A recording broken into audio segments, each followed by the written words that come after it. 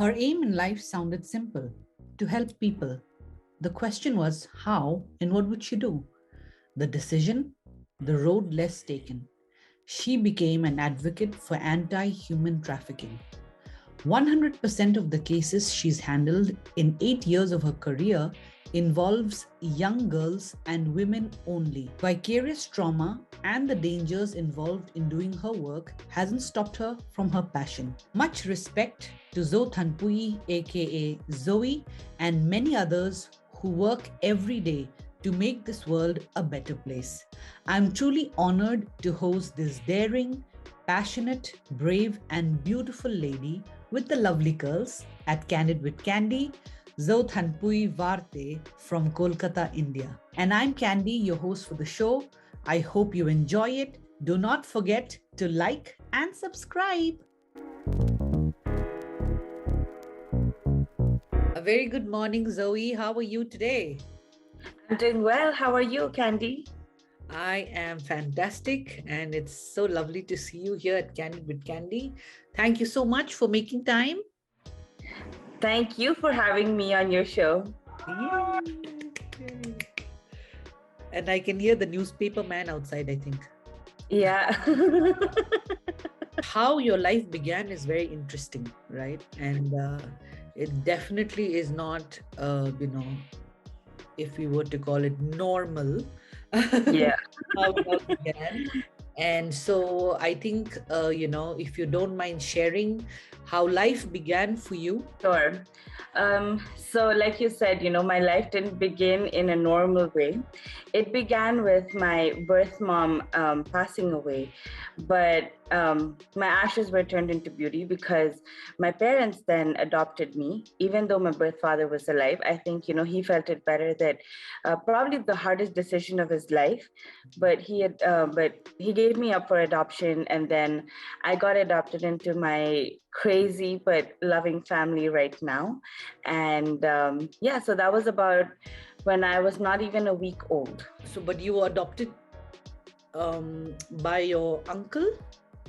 Yes. Okay. Technically my uncle and my aunt, but now my parents. Right.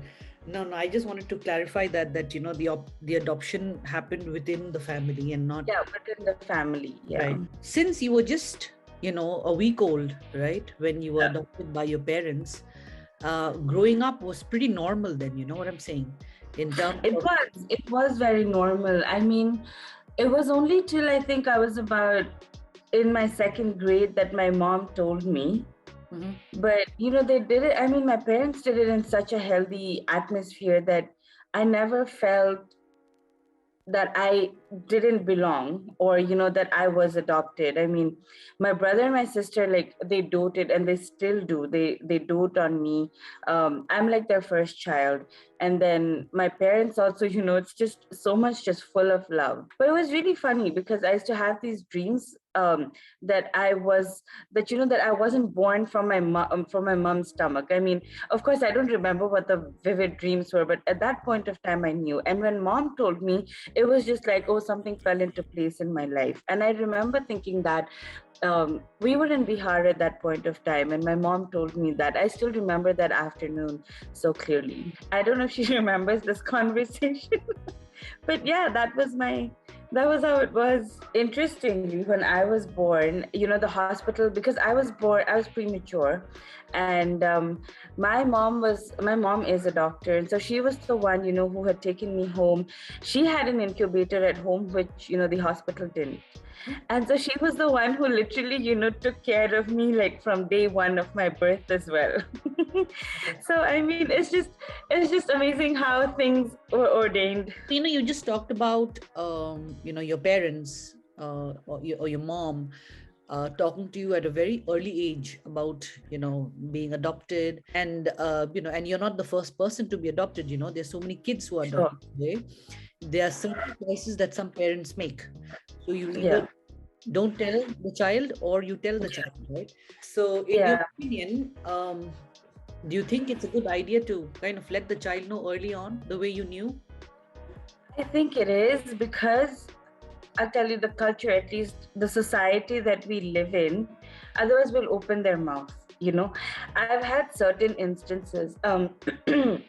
So my birth father, he's passed away, and so my cousin and I, we were at church one morning, and we were cleaning up, and somebody just came up to me and said, how do you feel since your dad has passed away?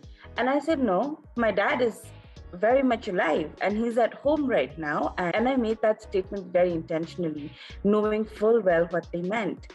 And but they were just like, there were these two people, and they were just like, she doesn't even know who her dad is, and this and that. And I was like, and I felt a little weirded out. Then I went and I told my cousin, and I was like, because I've never grown up in Mizoram, so I'm like, I don't know what to do. I don't know how to react. Like, will it be rude if I tell them and all? And then she was like, you know what, let me just go handle it. And she told them off. And that's when I realized that had I not known that, had my parents not told me when I was young, then perhaps that would have been the first time that I would have found out. And I think my reaction then could have been different. Because, when you're young, I think children are very resilient to things. But, when you grow up and, you learn of the word, I think your mind just goes in different places. More than the reaction, which is very short-lived, it could also be very damaging in the long term. You know what I'm saying? Absolutely. And like my whole life has been a lie, those kind of thoughts and things could come up. Yeah. Like I know two families who've adopted children and they're very young, but they know that, they are heart babies. And so it's really sweet. So they're like, I'm a heart baby. I'm a heart baby. And so then I told them, I was like, you know what? I'm also a heart baby. And so then we were all bonding and we were like, yeah, we're like Mowgli. We're heart babies. As they say, right? Blood is thicker than water. I think in this case, it's, love is the thickest of them all. Yes, love is the thickest of them all. That's a very nice way to put it. I just made that up. I find your line of work extremely interesting. I also know that it can be dangerous. It's unique. And I have to keep mentioning that it's also because you're a woman and you've made this choice, right, in life to do what you're doing. First of all, if you can tell us what you do, and then I want to know why. I'm an advocate and I work in the anti-human trafficking sector. So that's who I am and what I do. And in terms of the why, I think it has to do a lot with my upbringing. When I was young, I've seen my parents really help out a lot of people. And I definitely knew that I wanted to help people, but I just didn't know the how. My mom is a doctor, my brother is a doctor. So I said, okay, we've got like 2 doctors in the family. What else, how else could I help out people? And I was very much interested in rights, very like, okay, these are the issues and stuff. And so then I figured out from my cousin actually that, you could be a lawyer and you could help out people through that particular way. And so that's why I chose to do this. So how many years have you been an advocate? 8 years. What is the toughest part about your job? Hearing stories of abuse. It's just hard. It's not just one story, it's multiple. And it's not just physical abuse. And that's also hard in itself. This is like sexual abuse. It's just very hard to hear about, girls saying that I was trafficked and I was raped at least 10 times a day. And I had to entertain people minimum of 10 times a day. And then when you hear initial stories of, how they were trafficked, how they were conditioned, it's very hard. And is this, are the victims 90% women? In my 8 years of having worked, I do know that there are men, but I haven't come across any men who are survivors yet. I've only come across women. So it's 100% women in 8 years.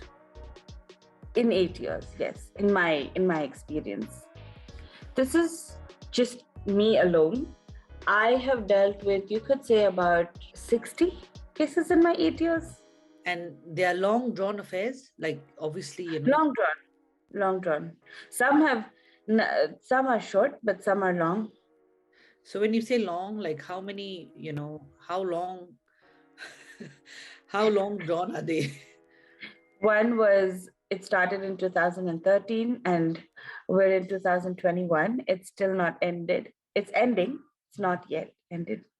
Throughout that period, even if the woman or the child is in safe hands, mentally the trauma continues for those years, right? Because there's no closure. Yeah. But they're also very strong. They're very resilient as well. Do you have any dangerous incident or something that that comes to mind? When you're standing in court as, as the representative of a survivor, then immediately they start to think that you are the one who put them behind the bars, whereas it's actually not. They sort of see you as an enemy. I mean, I haven't faced any as such for me. So yeah, lucky you so far. I think there are a lot of security measures which we've got to follow.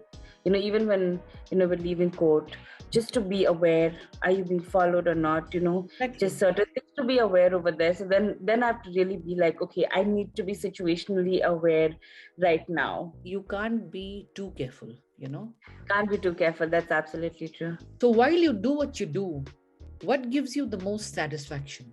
The fact that justice gets served. Every once in a while, when justice gets done, when justice gets served, I think it's just so beautiful. Do you ever keep in touch with the survivors? Are you even allowed? For me, I don't want them to get dependent upon me. And they've got, social workers to help them out and things like that. And so if they want to keep in touch with me, they sometimes keep in touch with me.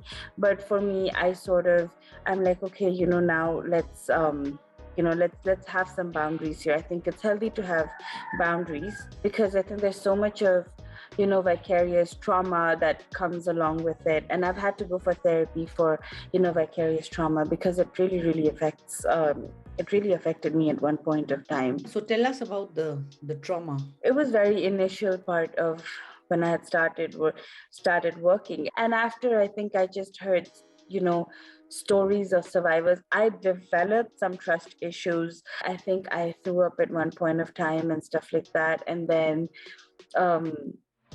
I reached out to one counselor. She passed away last year, unfortunately, but she really helped me through it.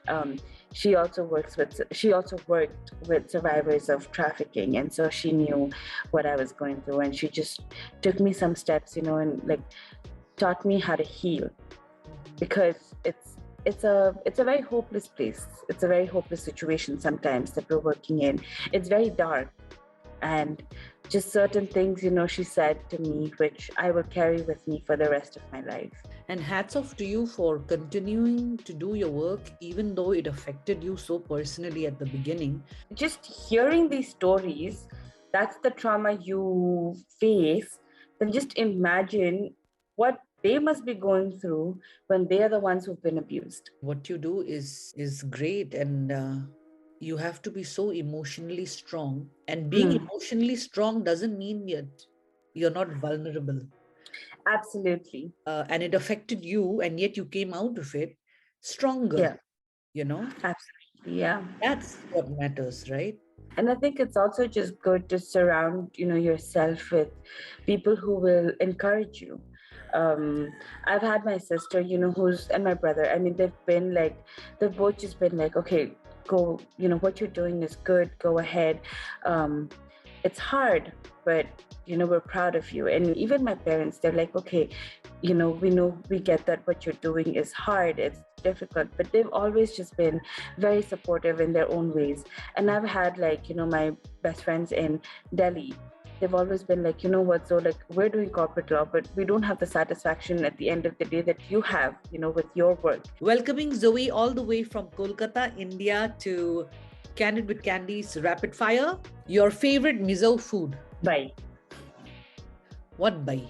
Aloo bai, but very spicy. Kolkata or Delhi? Delhi. Sorry, Calcutta, I love you, but Delhi's my heart. How would you describe yourself in 3 words? I'm energetic. I think I'm headstrong. I know what I want. I'm clear. I mean, I have clarity. Very good. Fill in the blanks. Life is abundant. Pets are adorable and a must-have. Who's your best friend? My fiance. The best compliment you've ever received? Nice curls. Korean drama, yay or nay? Yay! So who's your favorite Korean actress? Shin Mina. And she starred in Hometown Cha-Cha-Cha, Oh My Venus. Do you have a favorite singer? My favorite singer is Banu.